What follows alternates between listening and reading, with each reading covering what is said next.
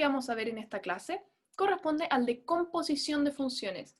La composición de funciones es cuando yo aplico una función y luego le vuelvo a aplicar otra función. Sean dos funciones f que va de a hasta b, este es el dominio y este es el codominio de f, mientras que otra función g va de b hasta c, donde este es el dominio y este es el codominio, en el que el recorrido de f está contenido en el dominio de g. Vamos a definir la composición de f y g como g o f, que toda esta función va de a hasta c y toma los valores de la preimagen y los aplica dentro de f y luego de g, y finalmente obtenemos una imagen, que simplemente significa lo siguiente. Si ustedes tienen una función, y veamos el gráfico que está acá, o sea, recuerden que antes nosotros definíamos una función donde yo tenía un dominio, un codominio, y yo le aplicaba a los valores del dominio algún valor que esté en el codominio, y simplemente yo definía mi función f así.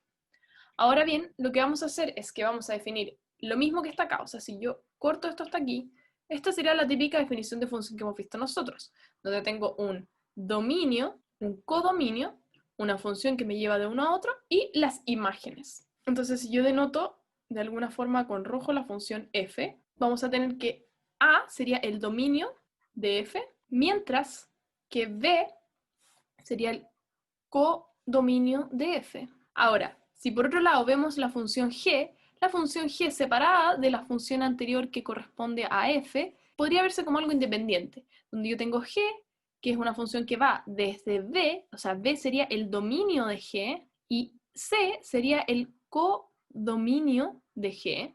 Y la gracia es que, de alguna forma, la función g agarra como preimagen las imágenes de f y las aplica sobre la función g. O sea, es decir, veamos un ejemplo y se va a entender mucho más claro. Imaginen, yo tengo la función f de x igual a raíz de x menos 3 y g de x igual a 1 partido en x. F o g de x, que es lo que nos definen arriba como función, significa que yo al valor x le aplico la función g y al resultado que me dé le aplico la función f. Eso es simplemente lo que nos están pidiendo. O sea, si yo me voy a la definición, lo único que me están diciendo es, tienes una función que es la composición, esto se puede escribir como g de f de x, y esto es equivalente a agarrar algún valor de x, meterlo dentro de la función que está más adentro, que sería f, y luego todo ese resultado meterlo en la función de g. Y eso es tu nueva función, o sea, es una composición de funciones, porque tú primero aplicas una función y luego la otra. O sea, de alguna forma, este dibujo me muestra que al valor x, finalmente yo lo introduzco en una nueva función, una función como conjunta, que es g de f de x. Entonces, en el ejemplo, si nos dicen f de x es igual a raíz de x menos 3 y g de x es igual a 1 partido en x, la composición va a tener la siguiente forma. F de g de x va a ser igual a f evaluado en g de x, y g de x, por lo que vimos aquí, es igual a 1 partido en x. O sea, f de g de x es f de 1 partido en x. Y como f es igual a raíz de x menos 3, cuando yo le meto un x, aplico la raíz, o sea, cuando yo le meto 1 partido en x, aplico la raíz de 1 partido en x menos 3. O sea, esto es equivalente a f o g de x, y lo interesante es que no necesariamente vamos a tener que aplicar una función y luego la otra, es equivalente a hacerlo de forma inversa. De hecho, si nosotros hacemos g de f de x, vamos a obtener algo distinto. Si nosotros entonces lo hacemos al revés, recuerden que f de x es igual a la raíz de x menos 3 y g de x es igual a 1 partido en x, entonces la función g de f de x va a ser g de la función f de x, que es raíz de x menos 3. Y si nosotros, como todo esto es en la preimagen de g, y g es 1 partido en x, esto va a ser equivalente a 1 partido en todo lo que está dentro de la función. Y claramente, g de f de x, que es esto, es distinto a lo que nosotros habíamos calculado en el problema anterior. F de g de x es raíz de 1 partido en x menos 3, y ahora descubrimos que g de f de x es 1 partido en raíz de x menos 3. O sea, claramente no son conmutativas, por decirlo. O sea, aplicarle una transformación a una función no es lo mismo que aplicarla al revés. Ahora, hay casos en los que sí. Por ejemplo, en la página anterior nos decían que estudiemos también el caso cuando la función es x elevado a 3 y la función es 1 partido en x. O sea, la función f de g de x, recuerden que f de x es x elevado a 3 y g de x es 1 partido en x.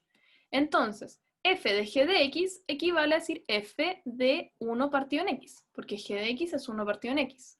Y eso está elevado a 3, ¿por qué? Porque f de x eleva al valor a 3 y obtenemos este resultado. Si lo hacemos al revés, nos damos cuenta que g de f de x es g de x elevado a 3 porque f de x es x elevado a 3. Y si aplicamos g de x elevado a 3, simplemente lo convertimos en su inverso multiplicativo.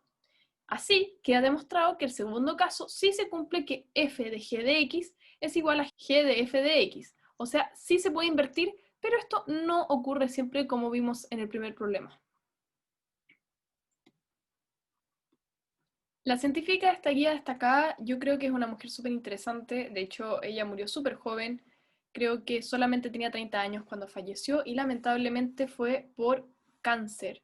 Ella se llama Maria Mirzayanni, fue una matemática iraní y profesora de matemáticas de la Universidad de Stanford. Ella fue galardonada con la medalla Fields, siendo la primera mujer en recibir este premio equivalente al Nobel de las Matemáticas. Ella se graduó de matemáticas en 1999 en la Universidad Tecnológica Sharif de Teherán. En 2004 se doctoró en la Universidad de Harvard. Desarrolló su carrera en los campos del espacio de Teichmüller, la geometría hiperbólica, la teoría ergódica y la geometría simpléctica. La verdad es que yo, todos mis amigos matemáticos que hablo de ella siempre la reconocen y lamentan mucho su tan temprano fallecimiento, porque en verdad se especulaba que ella iba a ser de alguna forma la Einstein de las matemáticas, y lamentablemente murió súper joven, pero de todas maneras les dejamos aquí la biografía para que lean un poquito más de ella. Esa sería la clase de hoy y espero que hayan tenido un bonito 18. Cuídense mucho.